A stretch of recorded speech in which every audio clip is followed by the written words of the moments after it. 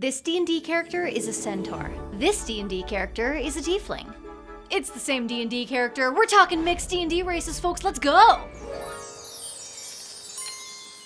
This video is sponsored by the Dungeon Masters Guild. You have probably heard of it. DM's Guild is a community content program partnered with Wizards of the Coast, where creators can legally use official D&D material to create and share their own content for use with D&D. You can find anything from one-off adventures and collections of magic items or maps to complete campaign guides for approved settings. There are literally thousands of wildly inventive PDFs, each one created to solve a problem or open new doors in your game. You can use the code GinnyDMG to save 15% on any DM's Guild purchase in the next month. I will put the link and the code in the description for you. The best kind of sponsorship is when I get paid to talk about something that I already like. In this case, it's a book called An Elf and an Orc Had a Little Baby. Cannot think of a better title for a book, by VJ Harris and Adam Hancock. I originally bought it in 2020 when it first came out. This is a 113-page rules supplement that entirely replaces Chapter 2 of the Player's Handbook, the chapter on race. Instead of choosing one race, you choose the races of your parents and an upbringing. All three of these things influence your ability scores and traits, as well as offering up a ton of backstory seeds. It's a platinum bestseller on DM's Guild and even has a sequel out now, same name with a 2 at the end, and after finally getting a chance to create a character using these rules, I can see why it's so popular. The story of how my parents met is like a fairy tale, but not the happily ever after kind. I mean the scary kind that you tell children to keep them in line. If you're using the Player's Handbook, you choose a race, and that defines your characteristics. In An Elf and an Orc Had a Little Baby, this is split into 2 steps, Parentage and Upbringing. Parentage is pretty simple. You pick 2 races for the 2 parents. The first book includes 35 parent races, not just the core ones like Elf and Orc, but less common ones too, like Loxodon, Grung, Tortle. The second book includes a bunch more. You can pick any 2 races, no restrictions. You want to play a Gnome Firbolg, do it. You want to play an Orc Kenku, live your dreams. You want to play a Merfolk Tabaxi? Oh god, now I want to play a Merfolk Tabaxi. She's a con artist who scams wealthy nobles into sending her courtship gifts using portraits of other maidens. She's a catfish. Each section includes basic descriptions of the race and some brief information on what mixed creatures with this kind of lineage might look like. For example, any creature mixed with a centaur is going to have a centaur bottom half, while the humanoid half will reflect the other parent. Sort of like how any dog mixed with a corgi has the corgi shape and the other dog's coloring. It's so cute. There's even some fun lore around some mixed races, like how mixed kobolds are hatched out of eggs if the mother is the kobold parent, or how mixed halflings are sometimes jokingly called quarterlings or quarts. For my character, I picked Infernal and Centaur as her parents' races because of course I did. Once you've picked your parentage, each race has its own features you can choose from. There are 2 options for Centaur parents and 2 options for Infernal parents. This allows me to choose between, in the case of the Infernal parents, a character with dark vision and hellish resistance, or a character with wings. Wings seemed like a little much when combined with an equine body, so I went with the first option. My father, Ghoulzu, an incubus, and no, this isn't going where you think. He wasn't really practicing anymore when he met my mother. He was a teacher. There's a school in Maladomini, the 7th layer of hell. Devils go there to learn to manipulate and bargain, and there's no better instructor than my father. But teaching these promising young fiends inspired something in him, the desire to pass on his knowledge to a child of his own. As for the centaur options, I could pick a character whose centaur parentage makes her strong, giving her the charge attack and increasing her carrying capacity, or nimble, giving her a significantly increased walking speed and letting her attack with her hooves as slightly more powerful unarmed strikes. I chose the latter. My mother, Celestra, was left behind by her centaur tribe and raised in the Feywild. If anyone could give devils a run for their money when it comes to striking deals, it would be the Fey. But no one ever really believed a centaur could truly master those skills. Spite was a powerful motivator for her. She was still young when some of the other Fey dared her to summon a devil and best him in a bargain to prove her skills. Young and foolish enough to accept.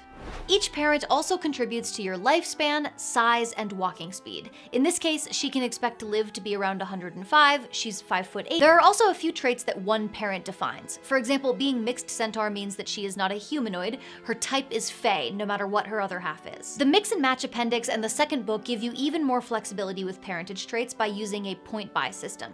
You get a pool of 16 points meant to represent 8 from each parent, and you can spend those on specific traits that cost anywhere from 1 to as high high as 10 points. These traits include things like dark vision, resistances, natural armor and weapons, and even inherent spellcasting abilities. This system is a little bit more complicated, but way more customizable, plus it allows you to basically have your character take after one parent more than another if you want. Once you've picked your parents, it's up to you to explain how they came to bring your character into this world, and I have to say, this is where my fanfiction background really came into play. I love figuring out how to put together an unlikely pair. The other Fae helped with the summoning. Gulzu immediately saw an opportunity to make a deal and get what he wanted, so he set his price as Celestra's firstborn child. Their negotiations were fierce. She was far more difficult to confuse or trick than your average mortal. They went back and forth for days, then weeks, and then slowly, each found themselves enjoying the sparring and each other's company. In the end, they reached a bargain they could both agree on: marriage and a shared firstborn child. That's me. The second half of this equation is upbringing. This is an elf and an orc had a little baby's response to bioessentialism. In short, someone with orcish blood might not be inherently strong if they were, say, raised as a noble in the lap of luxury. They may instead be highly educated and get a bonus to intelligence. These are very similar to backgrounds, but they specifically address the sorts of ability scores that are usually tied to race. Some upbringings address training, like the acrobatic upbringing, which gives you bonuses to charisma and dexterity, an increased jump distance, and proficiency in performance and persuasion. Others address the geographic location you were raised in, like the Sylvan upbringing, which gives you bonuses to wisdom and strength and limited communication abilities with beasts and plants. And some of them are way more vague and flexible so that you can suit whatever kind of story you want to tell, like the laborer upbringing, which increases constitution and another trait that you can pick and gives you a skill and a tool proficiency of your choosing. I went back and forth on upbringings for my tiefling centaur. Between the two books, there is an upbringing specific to every individual level of the 9 hells, and of course there are also upbringings that lend themselves to being raised in the Feywild. But in the end, I chose an upbringing that I thought would best suit the skills that she was raised with. I'm Lilix, short for Malixis, which is a bit of an infernal mouthful, but it's a family name. On my father's side, of course. His work kept him busy, and Mom never really took to the hells, so I spent my younger years in the Feywild with her, learning all the ins and outs of Fey trickery. When I was old enough, I started attending school with my father in Maladomini to learn how the devils deceive.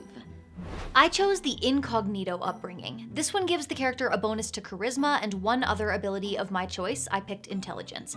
It also gives them 2 proficiencies in deception, insight, intimidation, or persuasion. I picked deception and persuasion, as well as common and another language of your choice, in this case, infernal. If none of these upbringings quite suit what you're looking for, you can use a point buy system just like the one that you can use for race to put together your own upbringing with custom features. For example, if I wanted to customize Lilix's upbringing to the backstory that I wrote for her more specifically, I would have 16 points to spend. I could take the Legacy of Maladomini feature, which would give her the ability to cast Thaumaturgy and later Ray of Sickness for 4 points, in reference to her infernal training in the 7th layer of Hell. Each +1 ability score increase costs 4 points, so a small increase to Charisma and Intelligence, or a +2 to Charisma, leaves me with 4 more points to spend. Good with People costs 3 points, and that gives me that proficiency in Deception and Persuasion that fits so well with her, and then Language proficiency with Common and Infernal costs 1 point, which means I am out of spending money. I could also swap some of those features out for things that are more targeted at her Fey side, like